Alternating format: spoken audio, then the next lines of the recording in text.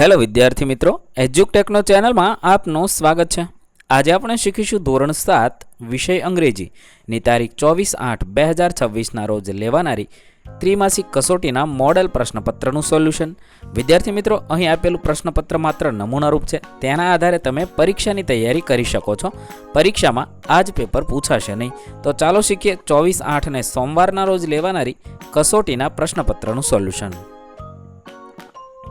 વિદ્યાર્થી મિત્રો, આપેલી કસોટી 40 ગુણની રહેશે। સમય 2 કલાક અને પ્રકરણ નંબર 1 અને 2ના પ્રશ્નોનો જવાબનો સમાવેશ આપેલ કસોટીમાં કરવામાં આવ્યો છે। 24/8/26ના રોજ લેવાનારી કસોટી માટે તે ઉપયોગી બનશે। પ્રશ્ન number 1, read the following paragraph and choose appropriate option, give answer. એટલે કે અહીંયા આપેલો ફકરો વાંચવાનો છે, સમજવાનો છે, તેના આધારે નીચેના પ્રશ્નોના જવાબ લખવાના છે। 1, when did Riya find the puppy? 4 option આપેલા છે। સાચો જવાબ થશે b, during a rainy afternoon. સવાલ નંબર 2, what was the condition of the puppy when Riya found it? 4 option આપેલા છે। સાચો જવાબ થશે c, wet and shivering. 3, what did Riya do first after taking the puppy home? 4 option આપેલા છે। જવાબ થશે c, give it warm milk and dried it. 4, write the opposite word for hot mentioned in the paragraph? 4 option આપેલા છે। સાચો જવાબ થશે હોટનો વિરોધી કોલ્ડ થશે। સવાલ નંબર 5, how did Riya feel when Bruno left with his real family? 4 option આપેલા છે। સાચો જવાબ થશે c, sad but also happy. ત્યારબાદ પ્રશ્ન નંબર 2, મેચ ધ ફોલોઈંગ વર્ડ્સ। અહીંયા આપેલા શબ્દના ભૂતકાળ શબ્દ સાથે મેળવવાના છે અને જવાબ લખવાના છે। 1, ફ્લ્યુ, તો જવાબ થશે ડી, ફ્લાય। બીજું છે વેક, તો જવાબ થશે સી, વોક। ત્રીજું છે ગો, તો જવાબ થશે એ, વેન્ટ। ચોથું છે ટેલ, તો જવાબ થશે ઈ, ટોલ્ડ। 5, ટેક, તો ટૂક। આ રીતે આપેલા શબ્દનું ભૂતકાળનું રૂપ લખવાનું છે। ત્યારબાદ પ્રશ્ન number 3, find the correct sentence. સાચું વાક્ય શોધવાનું છે। પહેલું છે સી વિઝિટેડ ધ ટેમ્પલ, તેના આધારે પ્રશ્ન વાક્ય છે। જવાબ છે B, did she visit the temple. ત્યાર પછી બીજું છે they went to play. 4 option છે।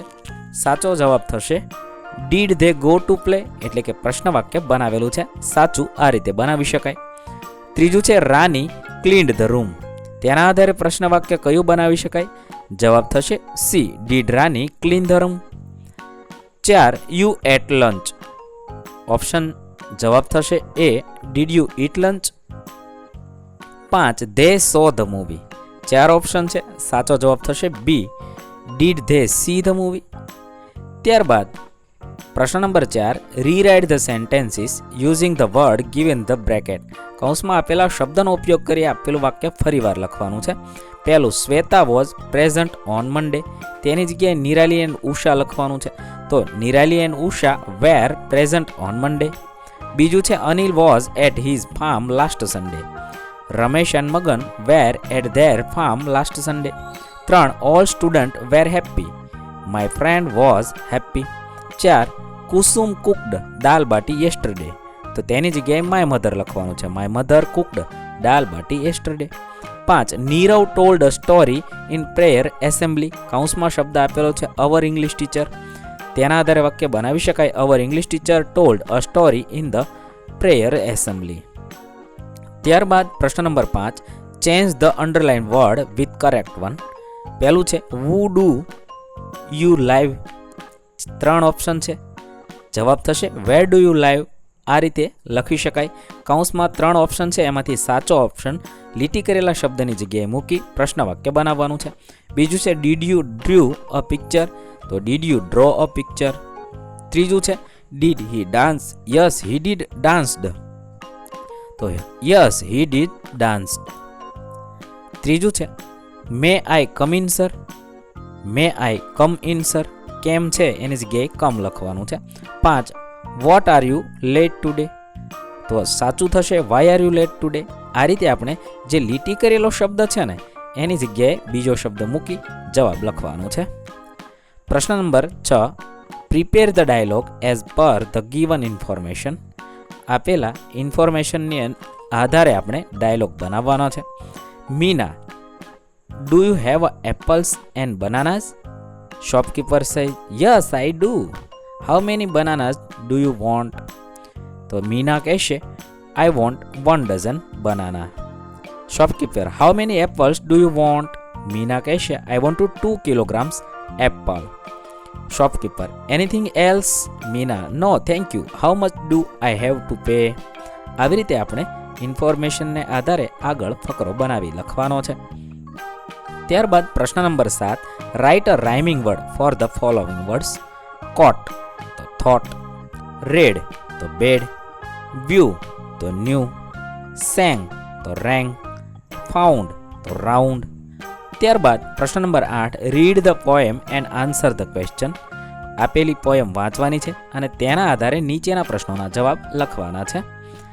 1, find a rhyming word for the word kicked from the poem. પોએમમાંથી કિક્ડનો રાઇમિંગ વર્ડ શોધવાનો છે. તો the rhyming word for kicked is licked. બીજું છે, a word that matches with the word played is ખાલી જગ્યા. The word that matches with played is made. 3, which rhyming word is match with word from town? The rhyming word match with town is brown. 4, brown is the rhyming word from town. True or false? તો true. 5, write any 2 rhyming word from the word round. તો જવાબ થશે found and ground. આવી રીતે તમે આપેલા પ્રશ્નોના જવાબ લખી શકશો. વિદ્યાર્થી મિત્રો, સૌને પરીક્ષા માટે બેસ્ટ ઓફ લક. નવા વિડીયો સાથે ફરીથી મળીશું. ત્યાં સુધી વિદ્યાર્થી મિત્રો, આપેલા વિડીયોની જો તમારે પીડીએફની જરૂર હોય તો તમે આપણી એપ્લિકેશન સ્માર્ટ સાથી પરથી મેળવી શકશો. વિદ્યાર્થી મિત્રો, આપણી એપ્લિકેશન સ્માર્ટ સાથી પ્લે સ્ટોરમાં આવી ગઈ છે, જેની અંદર તમે બધા વિભાગ જોઈ શકો છો. તેની અંદર વિવિધ ધોરણ છે. ધોરણ ઉપર ક્લિક કરતાં વિવિધ વિષય ખુલશે. વિષય ઉપર ક્લિક કરતાં તેની અંદર આવતા પાઠ ખુલશે. તેની અંદરથી તમે પાઠ્યપુસ્તક પણ ડાઉનલોડ કરી શકો છો.